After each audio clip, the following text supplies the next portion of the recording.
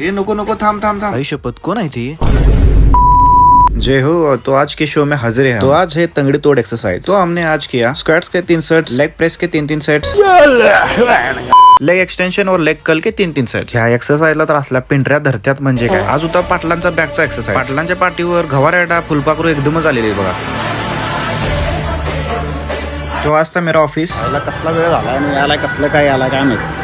ह्या भावानं 2 किलोमीटर याला 25 मिनिट लावले। म्हणलं बस आता माग। गाडी मात्र नाद्या बाद होती बघा। चाललेला तेव्हा क्यूट अशी बेबी आम्हाला दिसली बघा। लहान मुलं असं किती भारी वाटतात नाही।